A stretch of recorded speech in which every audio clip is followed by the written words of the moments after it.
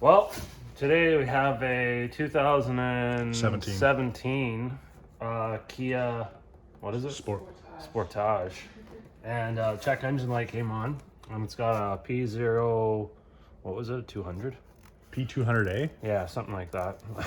And anyhow, it's for this intake manifold runner performance. So there's a motor right here, and it runs a shaft that has some butterfly valves inside of here, which basically change the airflow into the engine and gives you better performance at certain RPMs. So what's happening is either the motor's not turning the valves all the way, or maybe the shaft's broken. I don't know. We're gonna find out. We're gonna pull it apart. So first thing I'm gonna do is yank the cover off, start taking some of the stuff apart. I want to get the intake manifold off so I can visually inspect it, and then we're gonna bench test it if I don't see anything broken and figure out what's wrong.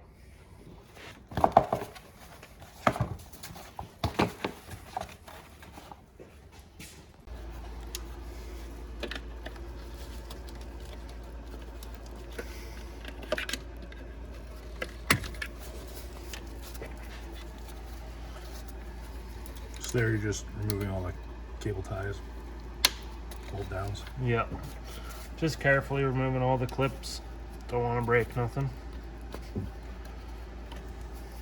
Just need to get this harness out of the way enough so that I can get the intake manifold off. And before I pull it off, I'm gonna vacuum out all this, all these maple leaves and stuff like that. So right now I'm just taking off this intake pipe that goes from the air box to the manifold, or to the throttle body.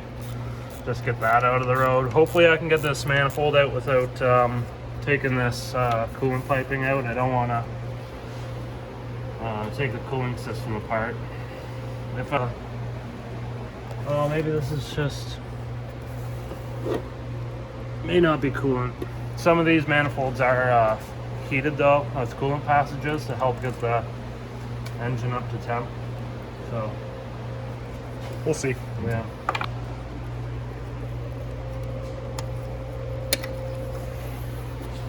Mint. These tools right here are awesome for getting underneath of these like tabs that unlock the connectors. It's like an oil seal installer. Yeah, from Snap-on. They're awesome. Okay, so I'll just give you a quick rundown of what I took off so far. We got this hose, which is for your PCV valve, positive crankcase ventilation. I just undid all of the little connectors that plug into the manifold, so that loosens up this harness. This one runs down in here to your throttle body and a couple other things. The one clip that goes to the throttle body does have clips on each side, so just keep in mind of that. Undid these vacuum lines, or I guess they're for your emissions, but anyhow. Yeah, there's your purge solenoid that purges your evaporative emissions into the manifold. So that gets these off. One connector here. And then on this side I undid these two connectors. Looks like there's one more that runs down to the bottom. And then I know that I can see there's two coolant lines.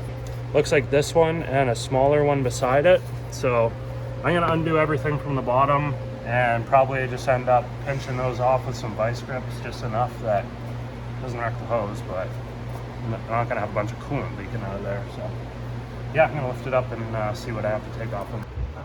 So I'm just taking off the bolts on the bottom of the bottom bracket of the intake manifold. There's 4 12mm bolts, about that big, and holds this bracket on. So that bracket's got to come off in order for me to take the manifold out. I also have to take these two wiring harnesses. They go up to connectors that mount to that bracket up there. Those connectors, looks like I'm gonna have to take one of them off at least to get the bolts out of the bracket, but I'm gonna see if I can just take the connectors right off the bracket. And then, so for some of these for these retaining tabs that hold the harness in, you can just use a socket and stick it right on there. Usually it pushes the two clips together. Sometimes, if you get the right size socket.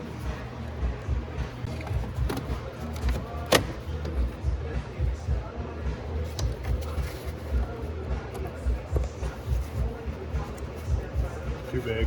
Oh no.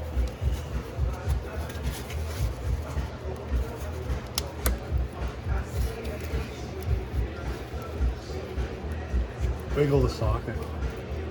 Yeah, I can't really move my fingers. Oh, yeah. Just like that. So update, we're taking the bolts off for the manifold. There's a bunch of them in here, upper and lower. There's nuts and bolts.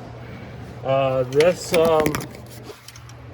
piece down here that had those two connectors on it, I just ended up undoing the two 10mm bolts on it because I couldn't actually get the connectors off of the bracket. I was afraid of breaking them, so. Take all these bolts out and then go from there. Yeah, what we could have done probably was like take these bolts out and pull this whole thing off the side. That's the motor that runs the butterfly valves, but I'm not sure what's inside of there, and I'd rather have it on the bench and take a look at everything.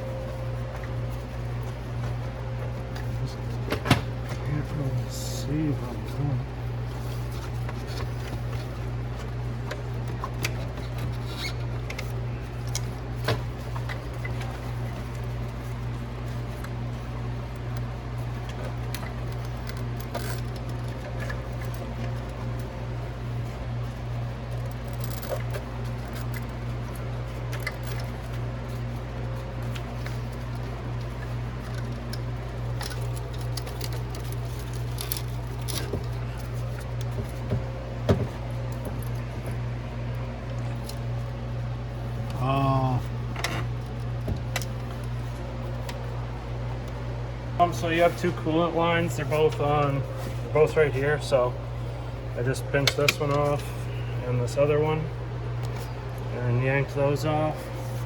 And yeah, that's pretty much it. You just gotta finagle it out of there. Get caught up on a whole bunch of stuff on the way out. I did undo these 3 bolts as well, just to give myself a little bit of play there. So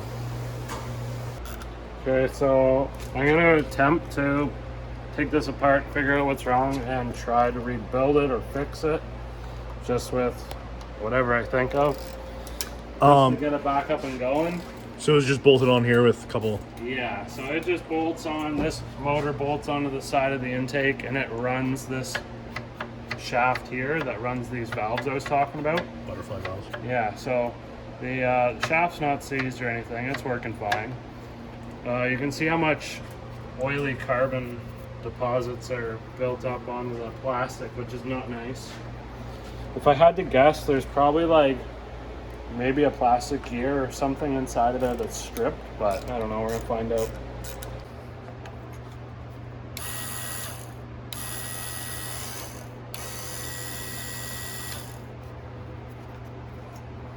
Okay, so I was thinking maybe one of these gears were gonna be messed up, but everything looks okay. So I'm sort of just curious to what's wrong with it. I'm not exactly sure. It might be this. This is the only thing that I can think of that would be causing the issue. Maybe something failed on that circuit board. Yeah, looks like from what we can read online, there's maybe a software flash that might change parameters in the ECM that controls that. Maybe it's just unhappy, doesn't like what it's seeing.